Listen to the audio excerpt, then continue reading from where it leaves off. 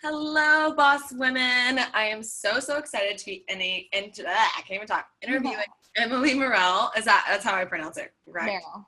Merrell. Okay, let me Merrill. start. Okay. Sorry. Hey, boss women. How's it going? I am so excited to be interviewing Emily Merrell. She is the founder of 6 Degrees Society, an amazing women's networking event that originally started here in New York, but is now in 10 major cities all around the U.S. So thank you so much for showing up today. I'm so excited to interview you.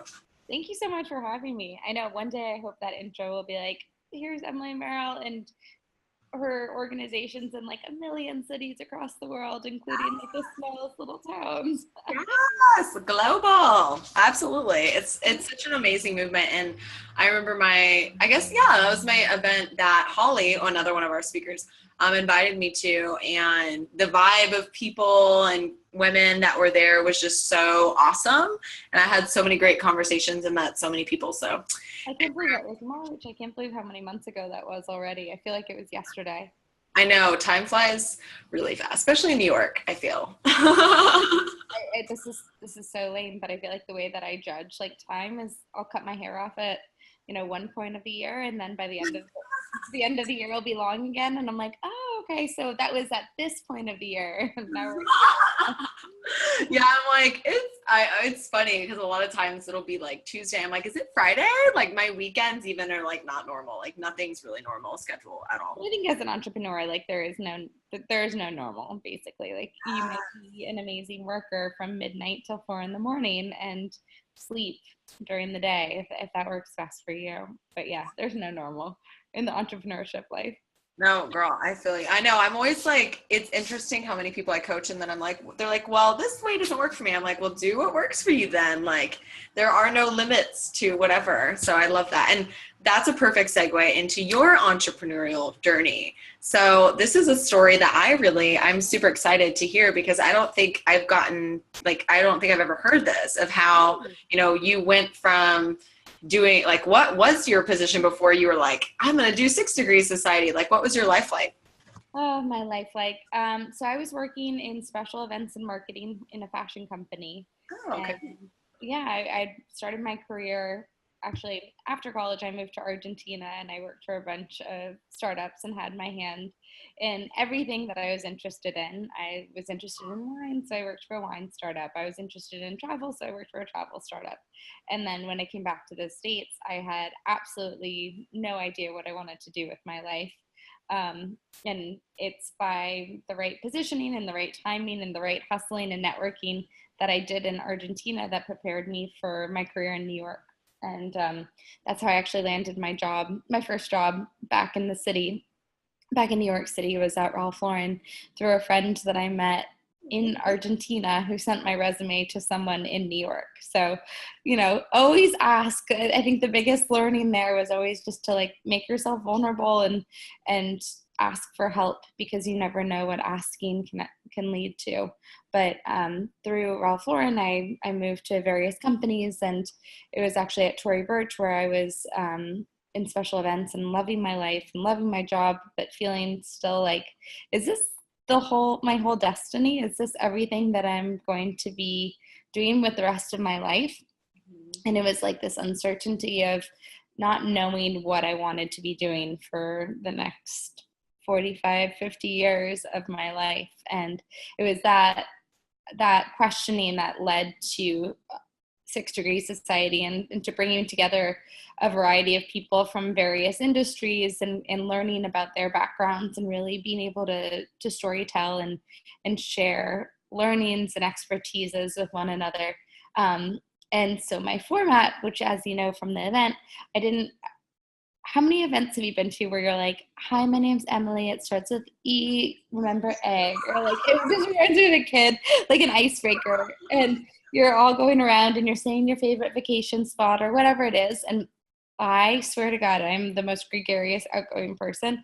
And like everything inside of me starts wilting and dying. I'm like, oh no, it's my turn next. I don't want to go. I don't know what my favorite CD is. I don't know. Yeah. Dave Matthews Band, because that's what everyone else said. I really don't know. And so I hated that. And I hated that feeling of making yourself feel really exposed to a bunch of strangers.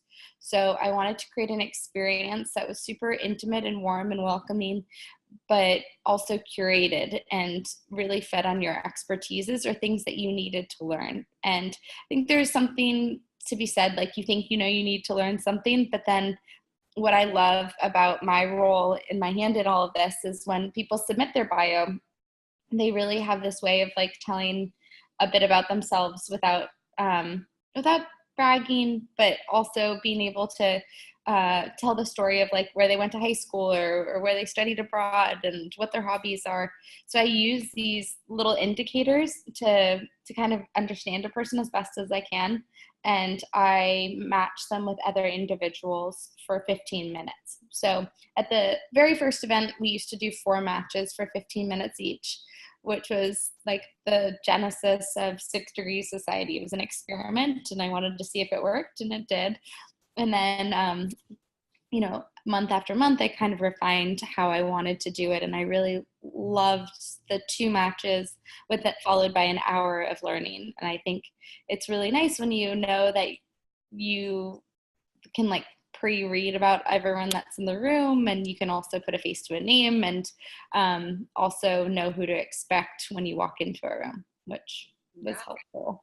That's like master. You're basically setting people up for successful networking.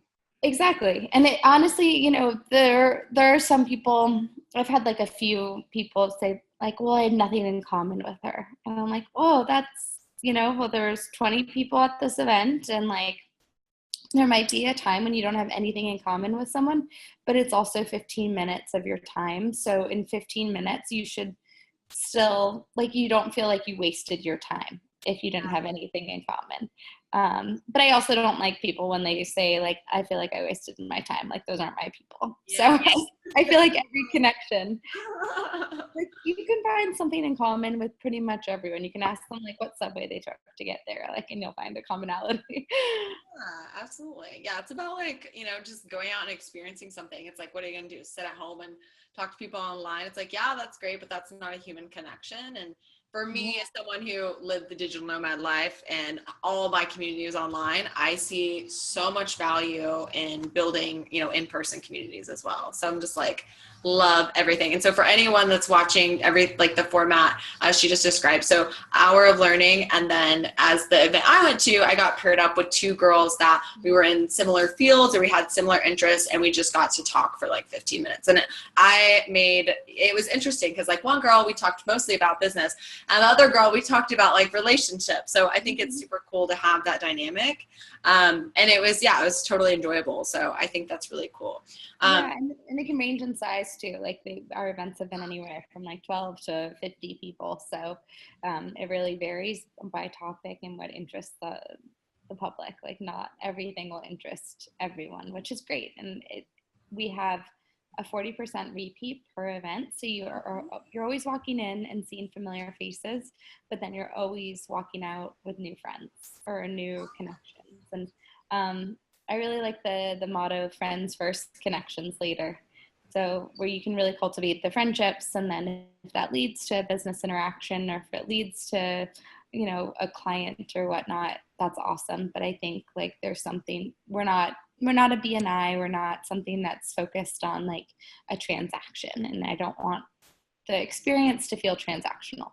Yes, I love that. And that's something, that I get the most joy out of. And I love that you mentioned that because, even with Blossoming Community, like every like person like you or any of these speakers, it's like we see this as like a long-term relationship versus like, oh, we're going to interview you once. Like it's all about like supporting, because it's like obviously we believe in like what you're doing and like all the other amazing women who have built like women empowerment communities. So it's just like, wow, like if we can, be a part of you supporting that and like helping empower their message, like that's just amazing. Like that's what it's all about, like supporting each other. So I love all of that, like so much. Yes. Evolution over competition, honestly. Yes. It's the biggest way to move a movement forward or a message forward.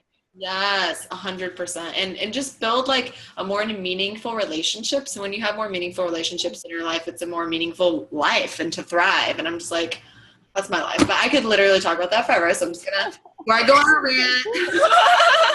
You're more trustworthy. You're more, I don't know, more an authority in your field. I feel like people will gravitate to you more. So I'm a huge supporter of that.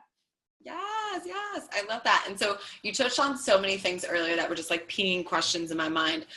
One of the things that you mentioned was the asking yourself those important questions that led you to like the thing that you felt aligned with your passion, purpose in life is what it sounds like to me, obviously, because you're rocking it and thriving and it's just amazing to see. So I'd love for you to speak on that more, and like what was that like in that transition mode of like asking yourself those important questions and even like inspiring this idea? Yeah, well, I thought that you go to college, you're told like you have to study whatever you studied. I was a Spanish and communications major, and I think your ding's on. Yeah, I'm about to just tell whoever's texting me to quit because it's like You not. can turn it off. You can silent it. Yeah, hold on a second. How do you do that exactly? So I don't even have my notifications on. If you go to the top right, we can edit this part, right? Obviously, but Yeah. like if you know how to Um, options. Oh wait, okay, here we are. yeah, go to messages. Let's see, notifications. Oh, do I have to go to my? I'm on desktop, right? Yeah, go to your desktop. Let Okay. me just open this one.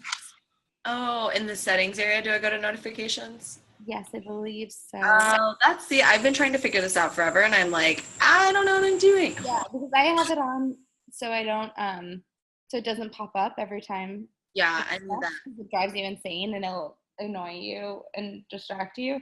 So I only have it so it like illuminates on the bottom. I'll get like I have one text message, but it doesn't make a noise. Okay, cool. So, You figure it out. okay, got you. I see the down for. Oh, sorry, I don't need your help. Okay, cool. I turned that off then. You did? Okay. Oh yeah, it's the little settings button. Gotcha. Okay, cool. Yay! Yay! Changes.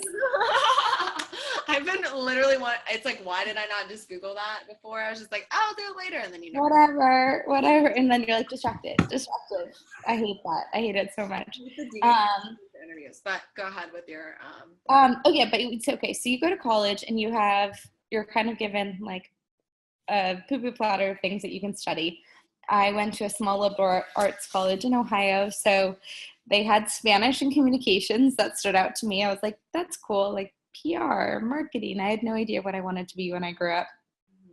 I honestly don't. I don't remember what I even thought I wanted to be. I think I thought I wanted to be a psychologist, and then I took a psychology class, and then I was intimidated by that and picked communications. I was good at communicating things. And then people were like, oh, you should go into sales. But the idea of being in sales and selling something was so scary to me, which is funny because now I essentially work in sales for myself, a different type of sales. But yeah, so I feel like your learning is just limited to those 4 years. And then when you graduate, you're in an industry and that's that. And so I felt like I was learning so much on the job, and I learned the most I think I could have learned, but I still had that curiosity to continue learning, but I wasn't yet ready to take a master's program or to go get my MBA because I wasn't certain what I wanted to be doing with my life at that point. And then, but regardless of what I wanted to do with my life or wasn't sure what I wanted, I still wanted to learn. And learning could be like how to sew or how to knit or how to cook well or anything that relates to your day-to-day life. And what I was finding was in New York specifically, like all the classes I wanted to take were super expensive. It was like $90 for a cheese tasting at Murray's. And I want to learn something every single week. Like, why do I have to limit it to a special occasion to learn? So I wanted to create these two pain points, this feeling of like networking sucks and is super transactional, to I want to learn, but I don't want to just like go out to dinner with my friend. And what I was doing, I was spending $80 going out to dinner like 3 times a week with my girlfriends. But I wanted to create like a new setting for those opportunities. So with 6 Degrees, every single week we have in New York and San Francisco specifically, and other markets, it's usually monthly. We have a topic that you can learn. So tonight in San Francisco, we're learning cocktail making. Tonight in New York, it's a workout class with Rockettes. Like there's always something cool and special happening. And I wanted it to be at a really like affordable price, but not at a cheap price. Like we're not a Groupon, we're not anything like that. For $40 a month, you get unlimited access to the events, and you get to bring 2 of your friends too. So you're making them feel special. So yeah, that's what we ended up building. And to answer your question, even or to go back to like my passions and whatnot, I always had an itch to be an entrepreneur. Both my parents were entrepreneurs, so I had grown up with entrepreneurship in the household in a different extent than what I'm going through. I'm like, legally, I don't even know what they were doing. Sorry, Mom. But I always at the corporate level felt like I was kind of undercover. Like I was like, I feel like I'm going to be doing something else with my life than most people. And I don't know why, but I never felt like this was my business. Like I remember when I had that itch to be an entrepreneur, I was like, I just wonder what I'm going to do. Like, I have no idea what my business will be. And I was doing 6 Degrees Society, and people are like, are you dense? Like, this is your business. So it really helped. Without even thinking about it as a business. And I never thought of it. I never built it as a business. I built it as a hobby. I built it as, I was that friend that brought people together through supper club and like had spreadsheets of the themes and assigned food. You know, you're cooking Indian and you're cooking Mexican. Yeah. And then this just happened. And honestly, it took me nearly 2 years to think of this as a business. And it wasn't until about 2 years that other people literally had to like kind of beat down my door and be like, you should expand to Chicago, or have you ever thought about this? And that's when it kind of like all hit me with a rush at once. And I left from corporate America into doing this full time. Oh my gosh, that's crazy. See, I didn't even know that. I had no idea that you started off as it literally was like your passion project. Yeah, it was a passion project. It was just, how do you maximize connecting like a good amount of people efficiently and quickly? And I mean, when you go to a dinner party, I was so frustrated. I was that girl where I'd be like, did you meet this person? Did you guys talk about this? And they're like, no, we talked about The Bachelorette. And I was like, no. So I could be in a little more control. It's also like it's like when you know the 2 people that you want to connect and you're like, oh, they would vibe and synergize on these things, and you're just like really excited about it, and then they like don't ever get to that conversation. Oh. Like, missed opportunity. But yeah. Kills me. They're like, yeah, we just, she was okay. She was shy. I was like, no, but you're soulmates. You will be together. You will do great things. Yeah, but I was always that person like making email introductions for individuals as well, or people would be like, oh, I think I want to leave the fashion industry and move into something else. Do you know someone in this world? And I'm like, yeah, I do. So I don't know why people always just assumed I knew people in multiple worlds. I guess they knew me before I knew me. And so what was that whole journey like going? Because I know it's been 2 years. So you've been doing this for 2 years, and you were specifically in New York, and then people were like, you should make this a business. So what was that like going from passion project to like, I'm an entrepreneur now and I have to run a business? For sure. Well, so prior to making it a business, I had an incredible support from friends and friends of friends who became friends and mentors and whatnot. But so one of the first things that happened, I got on MailChimp and I started collecting my list before it was a business. And that was probably one of the smarter things that I've done in my life. Like, but it's funny. So when I quit my job, I thought we had the biggest mailing list. We had like 300 people on our mailing list. Yeah. We are amazing.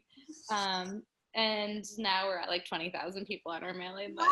Yes, congrats. So annoying. MailChimp is so expensive after you reach it. That kind of sucks, but like, oh, it's free. It's not free. I know, I'm cleaning my mailing list. I think there's a lot of like bounce backs and stuff that need to be removed. But so that was the first thing. And then the second thing was a friend of mine built my website, my original website, and hosted it on Squarespace.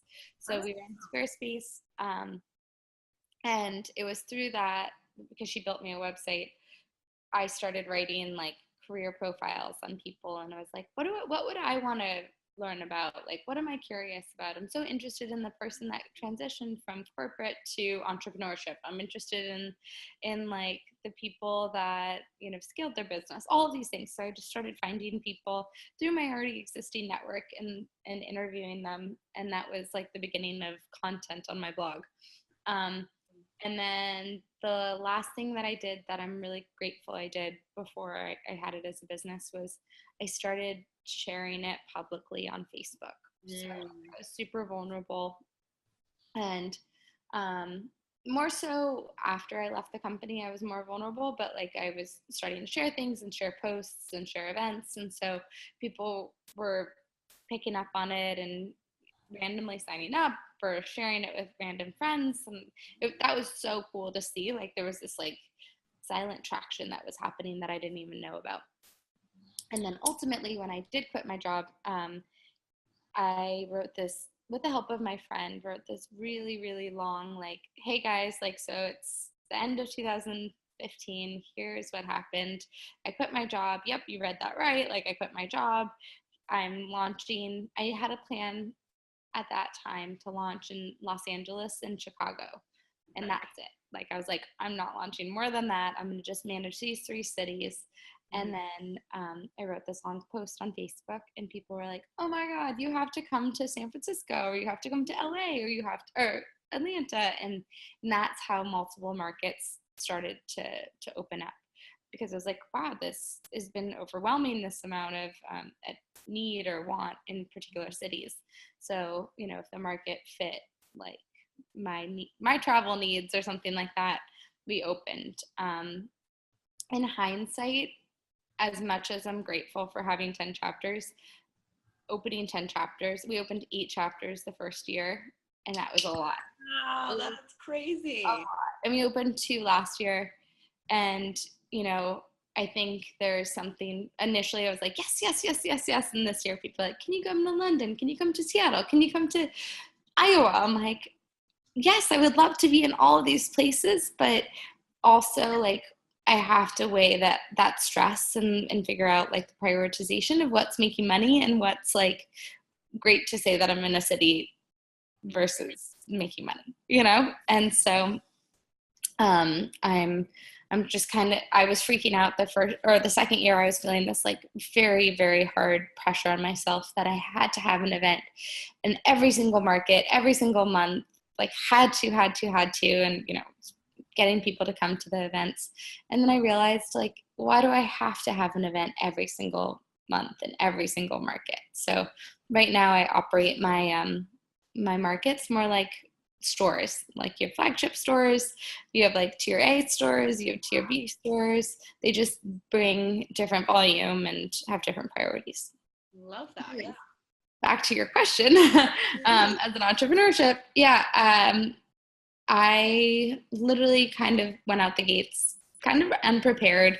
I hadn't saved up a ton of money. It wasn't something that had been a decision that I'd been sitting on for a very long time. It was more like a realization that happened in about a few weeks. I was like, I need to do this, and I need to do this now, and I need to say it out loud, and I need to do it or I'll never do it.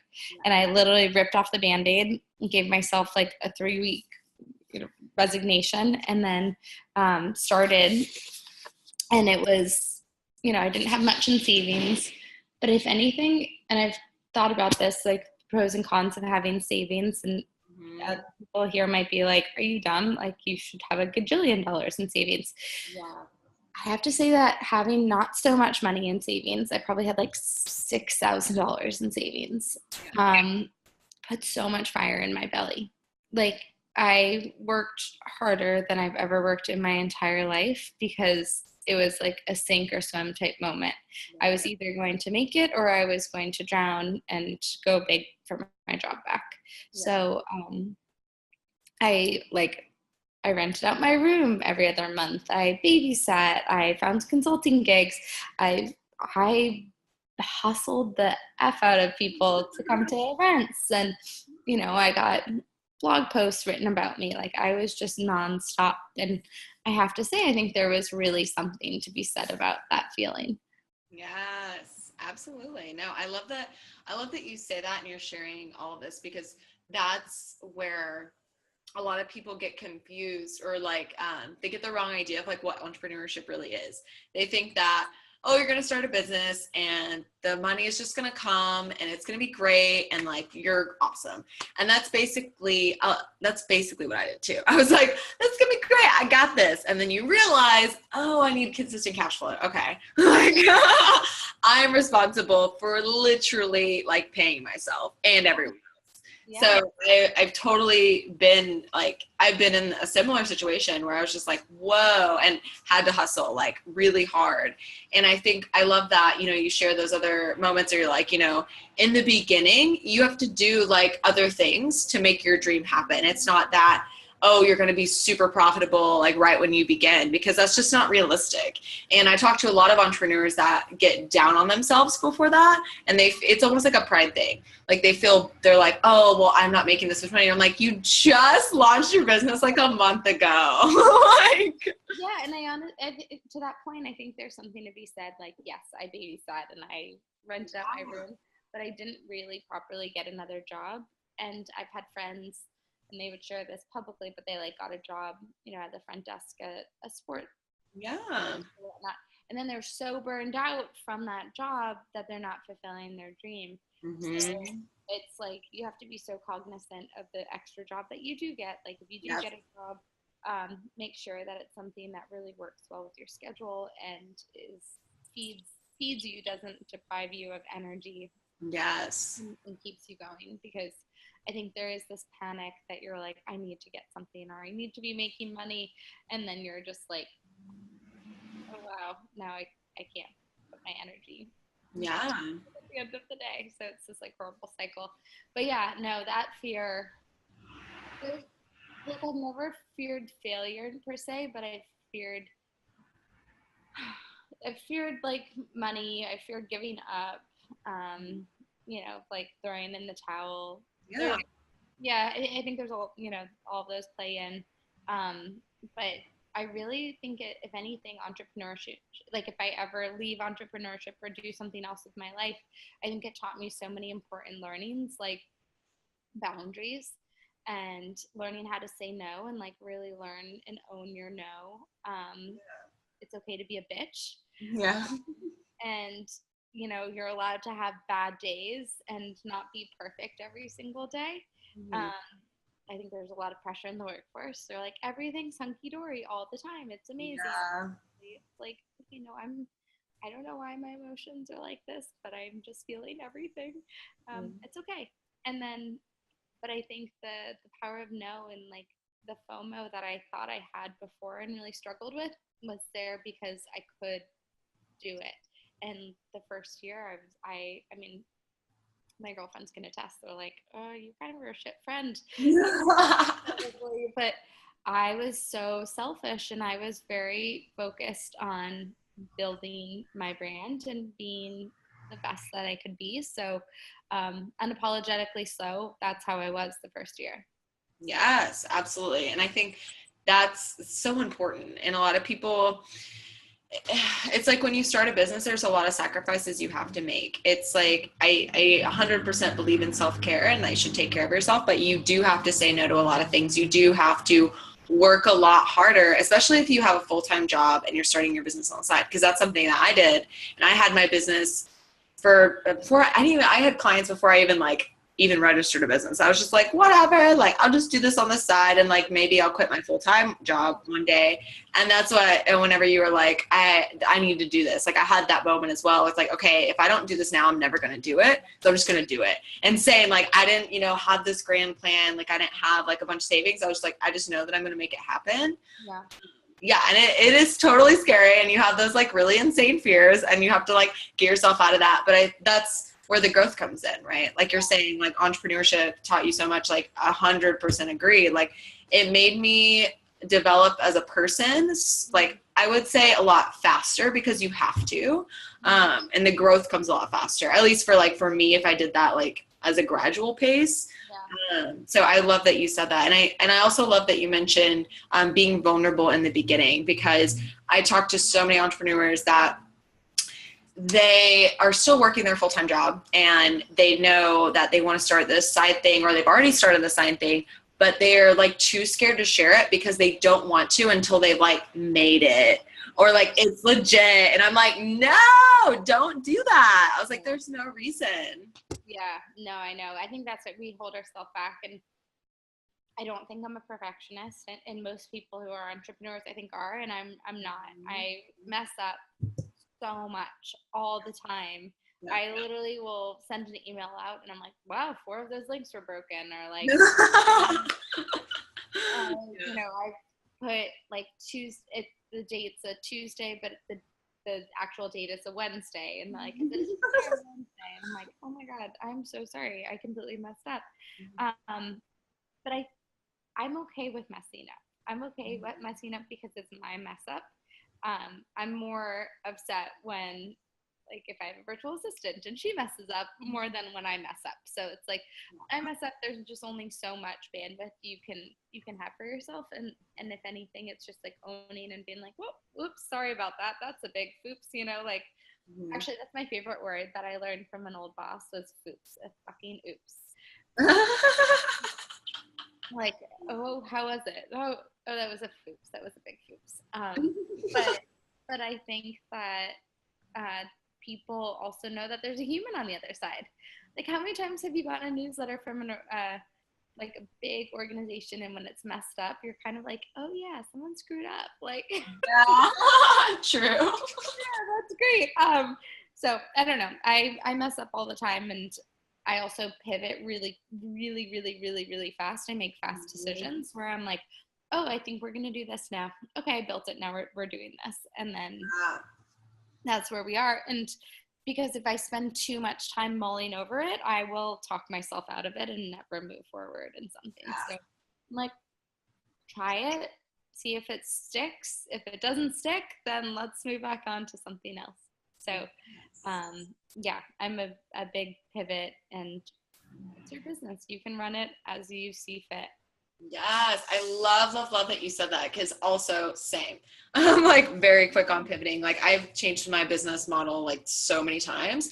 And I love that you say that, because I felt in the beginning, I was like, man, I'm constantly changing my business model. Like it was like this mindset that I had that I was like, oh, because something isn't working and I change it to something that is, like I wasn't, like I felt like that was like not good in a way. And then like I had a business mentor who like set me straight. They're like, that's really like you're seeing things that aren't working and you're changing them immediately. They're like, that's a really positive thing. So I think that's a good message for like people. Just because you start out doing something, there's like, trust me, especially the first year in business, it's like not gonna likely be what you're doing like at the end of the first year. It's like, and that's okay. Like it's okay to change. It's okay to like pivot, exactly like you're saying. My original business model was just to have like 3 events a month, I think, and travel between excuse me, sorry, travel. Like move your computer a little bit. It just got like a little quieter all of a sudden. Oh, sorry, I think my dog's on. Oh. Oh, it's a cat. Oh, I love it. Yeah, I pivoted a lot. I pivoted a lot, and it's fun. It's fun. I like it. I like learning, and I like figuring out what works and what doesn't work.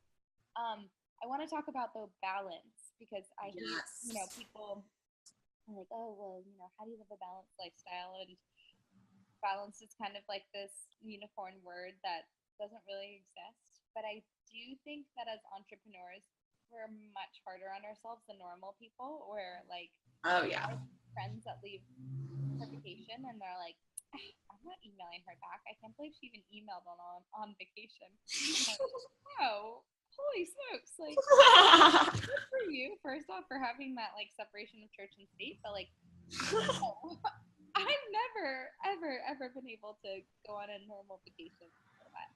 But I think there is something like on like setting expectations early on. So One thing. Oh, one thing. I know you're about to go into something really important, so I want to make sure I hear you, but for some reason it's like really, really quiet. Can you still not hear me? Let's see. Say it again. Can you hear me now? No? Yeah, it's just got really quiet. I don't know why. I'm like, that's so weird. What did you do to me? Here, if I have headphones. You're good. You sure? Okay, let's see. Let me put these on. Yeah, that'll help a lot. Yeah, I don't know why. I just got quiet all of a sudden. I was like, oh, I don't, because on the recording it could be fine, but I just want to make sure. Here. Let's see.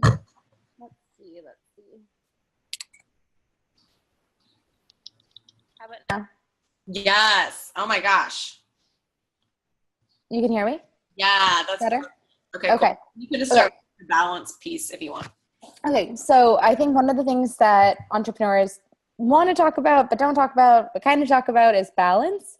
And balance is something, it's like this unicorn word where people are like, oh, how do you live a balanced life? And I don't think balance is necessarily like achievable for everyone. I also think like life is a little messy, and it's probably going to stay messy, especially as an entrepreneur. But at the same time, I think there are like expectations that you can set for people at an early on. So like if you're answering every single email on a weekend, then you're setting that precedent that like you're always available. Mm-hmm. So for me, a huge part of my business is I love being super present when I am on a phone call or when I'm with a person. It doesn't, a client, a potential member, a member, whatever they are. I don't want to be that person that's like, oh, hold on, this person's calling me. They're more important than you. So just making sure to let people know that like, you're not, that just because you're in the email doesn't mean you're not important, but like I'm prioritizing and staying in the moment and being present with where I am and who I'm with. And recently I moved to San Francisco, and I have to say, I feel like I learned a lot more about just setting boundaries and setting systems and feeling a little bit more balanced, where I realize there's this sense of urgency because it's your business, and it's like, oh, I have to do everything and I have to do it immediately, and I didn't do it 10 minutes ago, now I'm a failure and I'm late. And it's like we are our own worst enemies, no matter if you're in the middle of bumfuck USA. Like you're stressed and you want to be the best that you can be, but also it's kind of fun to remember like you're human. And those moments in college when you were so stressed out and you were studying all night long and you were like, I'm never going to get through this, I'm never going to finish this paper or whatever it is, and then like a day later you finish it or you hand it in. And do you ever reference back that time you studied all night long and pulled that all-nighter? So I just think it's really important to like, if it's an important moment is happening or about to happen, like plug yourself in for it, and don't be so hard on yourself if you feel like, oh my God, I'm staring at my screen and all I want to do is take a nap, or all I want to do is go for a run. Prioritize your health. And also like my favorite thing now is morning routines. Kind of like I'm a huge worker outer, and in New York, it was a 6 a.m. workout, showered by 7:30, and then like first coffee by 8 with like 19 meetings later. And now I'm a little bit more selfish with my mornings, and I'm like, if I want to sleep in a little till like 7:30, I can. I'm going to meditate. My cheeks are a little chubbier now that I'm in San Francisco. And but yeah, I'm going to meditate, and then I'm going to make my smoothie, and then I'll do a workout class that night. So it's like we have this need to be overscheduled, and I'm the queen of overscheduled, like literally ruined relationships because of my overscheduling. And just learning to be like, it's okay not to have plans on a Tuesday. Yeah. No, there's so much I agree with. I have a morning routine as well. I sleep, I have an internal clock that gets me up at 7 a.m. and I'm just like, like I would just wake up. Yeah. Like literally don't even need an alarm anymore. And plus the horns of Brooklyn always make me. Oh yeah. Yeah. But yeah, I think, and you just starting off with a morning routine, having like a ritual, brings more meaning to your life. You're not just like go, go, go, go, go. I've read so many books on this, and even just one recently I loved. It's like we're not human doings, we're human beings. So allowing yourself to be is just so important. And also, sorry,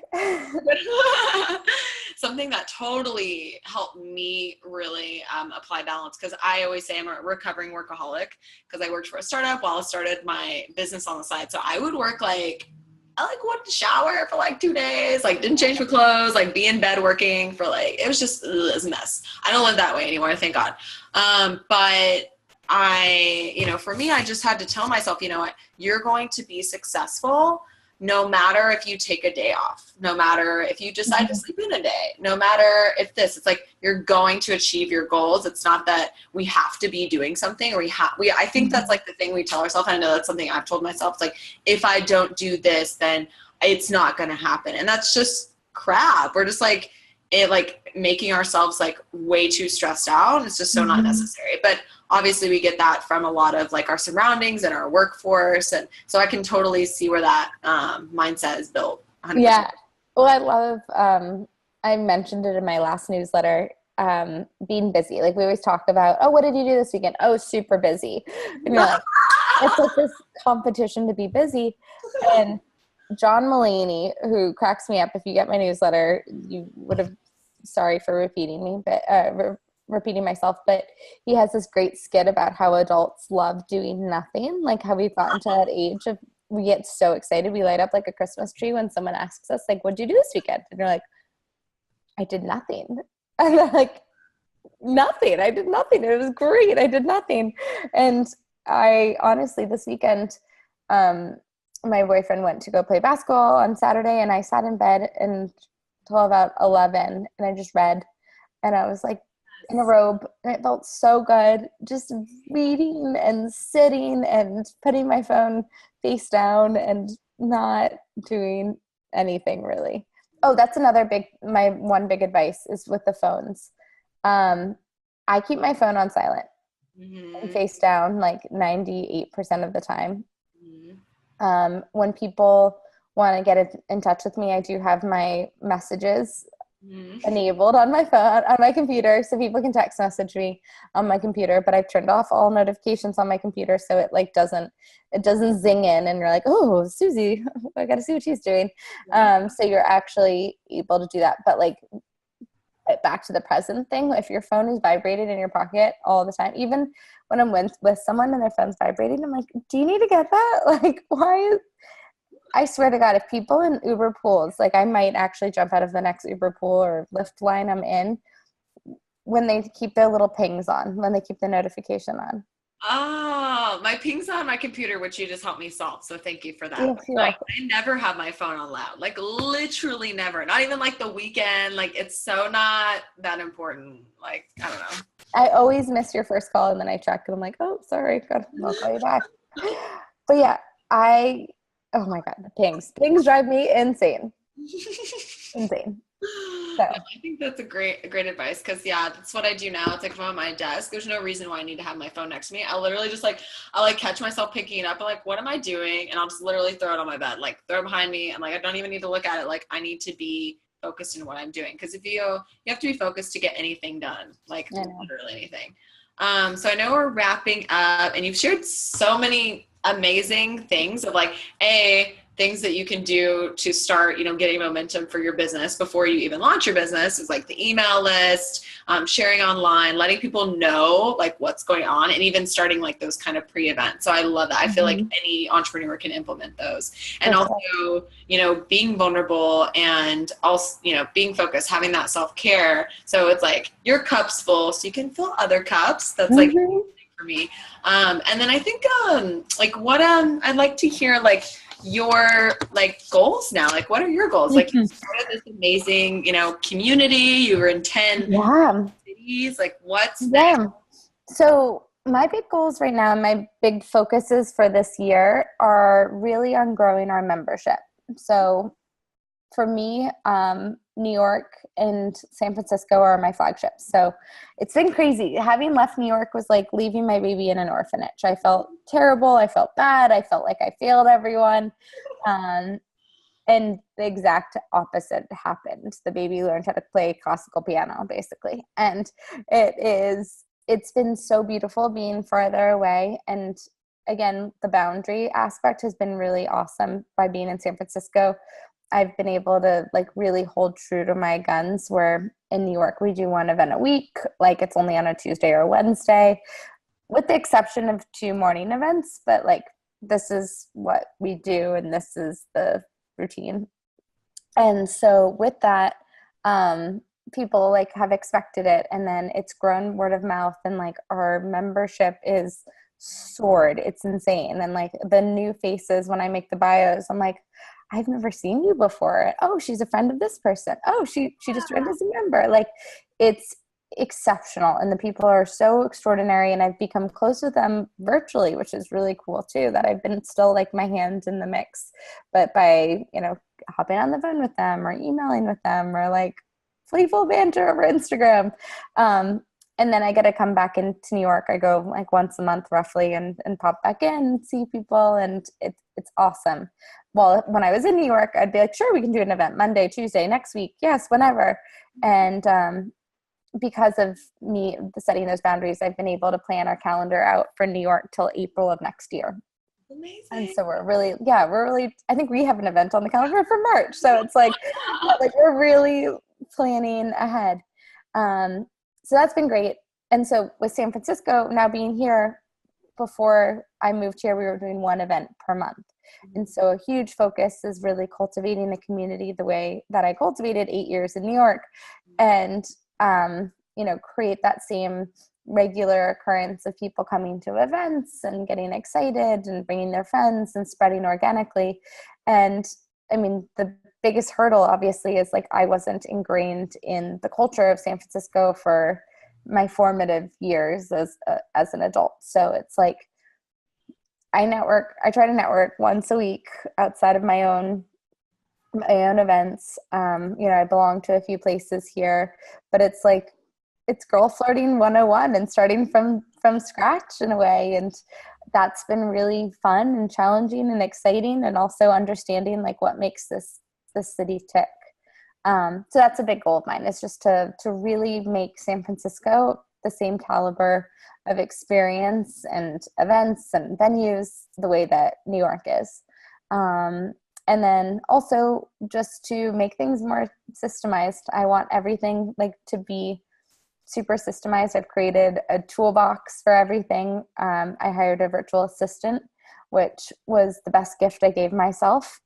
Yeah. Literally, I have a friend who poses a great question when you talk. She goes, "Is this a CEO task?" And I'm like, "But I can do it. I can do it faster." And she's like, "But is that a CEO task?" Oh, that's so hard to give up those. Oh, yeah. I'm like, well, but it's Canva. Like, it's not that hard. Yeah. And so then, I mean, even so, like my graphics on Instagram now, I'm having my virtual assistant like source the quotes and like make the graphics and send them to me in advance. And then now I'm like getting better at scheduling things in advance, and it feels so good to have that off my plate. So my word of the year is delegation. Oh, I love that. That's awesome. Mine's freedom. So that's like kind of similar. Similar. Yeah. It's like freedom from a lot of things, but no, I love that. And I think that's, you know, it's really good advice. So like all the women watching, it's like the importance of delegation because you really need that to grow. Like, oh my God, I could not do everything. I tried it. It's like, why? And it's not even enjoyable. It's like, what the heck? Why am I doing this? And also investing in yourself, I think, is another big thing. Like, you know, I started out with a business coach, which was one of the smartest things I ever did. And she was like, you need to keep KPIs. And I'm like, what are KPIs? And, you know, like recording metrics from the get-go and knowing like, oh, you've been to one event in the last month, or your cadence of going to events is 7 times a year. And it's always like you sign up the day before the event, and understanding like what makes each of our users tick. It's really cool. I love that. No, I love that. You mentioned that as well. And like knowing it down, like specifically knowing your audience, right? It's like knowing them so well. And that's something I coach on all the time. Like, you need to know like where they go buy their like favorite bath soap. Like, I was like, where do they do that? Like, that's how like close you need to be with them. Cause that just helps you communicate, helps you meet their needs and their challenges and everything. And I love that. And I think the one question, I have one more question, then we can go. You're like the master networker and connector. So what is your, if you have multiple, what are your top tips for like networking and like building real relationships for girls that are like out there promoting their business? They want to make these connections. What are my main tip is to show up organically, like authentically as yourself, and not be like a facade. And I think drop the bullshit and just be you. And then the second part is to be a giver first and a taker second. And so if there is an opportunity for you to help this individual, I'm always impressed when someone asks me, they're like, how can I help you? And, you know, also that's such a weird and loaded question when someone's like, how can I help you? I'm like, I don't need help. Why do you think do I look like I need help? You know, but I think there is something like those people stand out in my mind so much more than people that are like, well, how did you do that? Can I get an intro to this person? Can I do an intro to this person? Can I do an intro to that person? And I'm like, you're sucking me full of energy, and you want to be mindful of that and be cognizant. And also, like, if you really want to meet someone too, I love when someone's like, I really admire you and I want to meet you and I want to pick your brain, which I love, and I'm happy to, you know, have people pick my brain, but be cognizant of that person's time and be cognizant of how you pick their brain. Like, maybe meeting in coffee isn't the best way. Maybe a phone call is the easiest way. Maybe if you are getting coffee, like, ask them what's convenient for them. Don't have them come to you. Like common etiquette things, like you invited them to coffee, pay for their coffee. Like, just take care of it and show that you really are there to learn about that person. And I mean, there's been so many times I've been invited for coffee, driven like across town for this person, and then I'm like, why am I here? So I don't know, I just think like general basic human etiquette that I want to say is everyone knows about, but sometimes people aren't as aware. So just to really make sure that you're cognizant of time, and then also to be like, oh, you know, I know this was for 30 minutes, so like I'll let you run. And if the person's like, oh no, it's fine, I like have 20 more minutes to give you, but just be like, have these mindfulness cues available. And then I also highly recommend people outreach, like cold emails. Cold emails, Instagram message. I've found brands that I love working with, or Instagram influencers or whatever, just direct message them and been like, hey, like, I want to do something with you. What's the best email for a partnership? And then they'll email me, and like, we have an event with one of the brands tonight. And I think there's something to be said about just like asking. There's no harm in asking. I've been rejected so many times. It's kind of fun to like then get them to say yes. I'll find another way.